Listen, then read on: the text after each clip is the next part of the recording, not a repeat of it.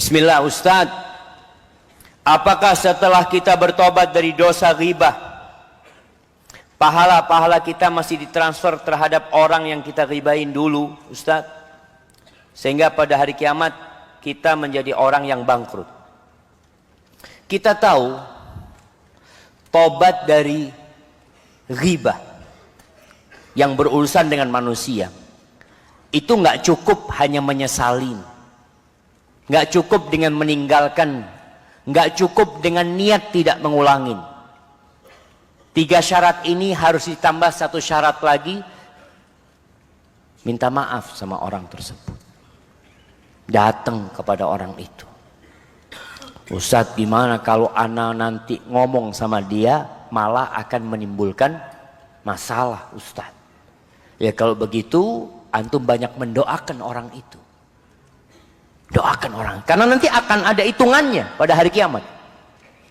Ya sudah, antum sudah bertobat, antum tidak mengulangin perbuatan antum, tapi yang lalu masih terhitung antum punya dosa sama dia. Dan pada hari kiamat dia akan hadir, dia nggak tahu kalau antum ghibain, tapi Allah tahu. Oleh karena itu, kalau memang orang itu tidak tahu antum ghibain dia, dan kalau dikasih tahu menimbulkan masalah, antum nggak perlu sampaikan kepada dia. Antum doakan orang itu.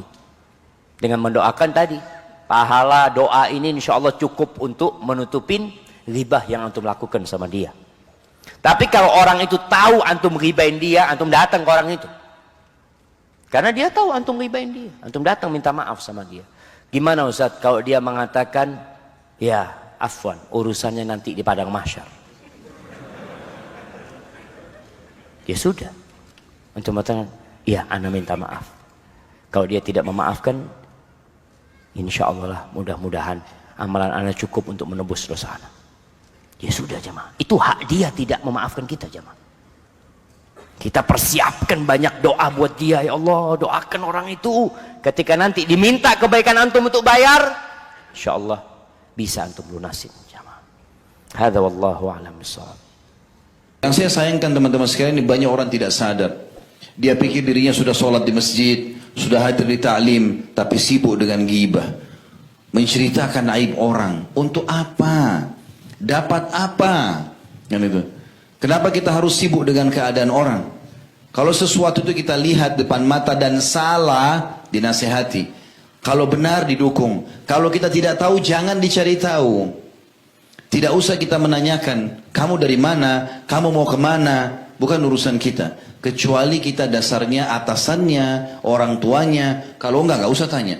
Kenapa kamu pakai baju itu? Kenapa kamu pakai sendal ini? Kenapa beli mobil merek itu? Kenapa kamu menikah sama fulan? Bukan urusan kita, urusan dia. Kecuali depan mata kita itu salah dalam agama, baru kita nasihatin. Berapa banyak orang yang sibuk dengan keadaan ini? Ghibah itu teman-teman adalah sesuatu aib yang ada pada orang. Bahkan di Indonesia ini dijadikan sebagai berita, hot news. Ya, nggak seru TV kalau nggak ada gosipnya. Ceritain aib orang.